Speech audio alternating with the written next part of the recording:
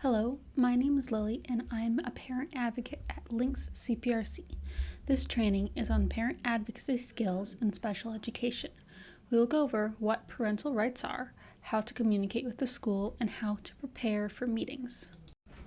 Parents play a central role in shaping the child's education, especially when the child receives special education services. Being prepared and informed helps ensure your child gets the support they need and that their rights are being respected. What is an IEP? IEP stands for Individualized Education Program, a written plan designed to meet a child's individual needs. Every child receiving special education services must have an IEP. The IEP serves two main purposes: set reasonable learning goals and state what services the school will provide. An IEP must include present levels of academic achievement and functional performance, how the child is doing and how the disability affects their learning, annual goals, what the child should reasonably accomplish in a year, special education and related services, so specialized instruction, support, aids, and supplementary aids and services if needed, when and where services are provided, frequency, duration, and location, participation in state or district assessments with any needed modifications or accommodations, how progress towards goals will be measured and reported. Parents' rights under the law. Individuals with Disabilities Education Act, or IDEA. Parents have several important rights. Key rights include the right to receive a full explanation of procedural safeguards available under IDEA, the right to inspect and review the child's educational records, the right to participate in meetings about evaluation, placement, and IEP development or revision, including review meetings. They are fully a part of the IEP team.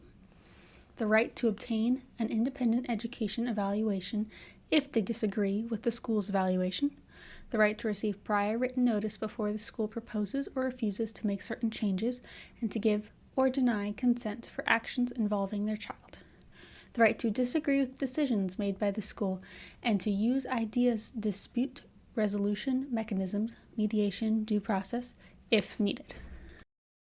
How to prepare for IEP meetings. Preparing for IEPs matter because IEP meetings involve important decisions about your child's education and services. Being prepared enables parents to contribute meaningfully by sharing concerns, setting goals, highlighting supports needed, and advocating for their child's best interests. Make a list of your child's strengths, needs, and any concerns, both academic and non-academic, home-related, or school-related. Think in advance about what you hope your child will achieve. Suggest possible IEP goals, services, accommodations, or supports. Request any draft documents or assessments in advance to review before the meeting. Consider bringing a support person, a family member, or an advocate to the meeting, someone who can help you stay organized, take notes, and support communication. Approach the meeting positively and collaboratively. Be open to hearing the school's perspective and ready to share about your own in a calm, factual way. During the meeting, what to keep in mind. Parents have the right to meaningful participation as IEP team members. Schools must schedule meetings at mutually agreed upon times and provide notice with purpose, time, location, and who will attend. If needed, schools must provide accommodations, so interpreters are an example of that, so parents can understand the proceedings. Use your knowledge of your child's strengths, preferences, needs to influence the IEP. Suggest goals, services, and accommodations. Keep track of what you agree on and ensure that the IEP reflects it in writing. Goals, services, accommodations, schedule, measurement of progress. Communicating with the school. Informal communication, such as calls, chats, notes, has its place, but formal written communication, such as letters and emails, creates a record of concerns, requests, agreements, or disagreements. Written communication helps avoid misunderstandings and ensures clarity about what was requested, agreed, or decided. Some best practices when writing to a school are: be clear, concise, and factual. Describe concerns or requests in a business-like tone, not emotional. Include relevant information. So your child's name, their class and grade, a brief description of the issue, why you're writing, what you're requesting, so a meeting, an evaluation, an IEP review, services. Send to the most appropriate person or persons, so the teacher, principal, special education director, whatever fits the issue. When in doubt, send to the principal and copy others involved. Keep a copy of every letter or email you sent. Maintain a folder for all communication with the school. This helps build a paper trail if there are disagreements or misunderstandings.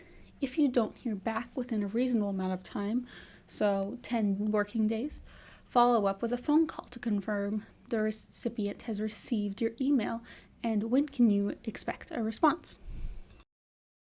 Using your rights as an advocate.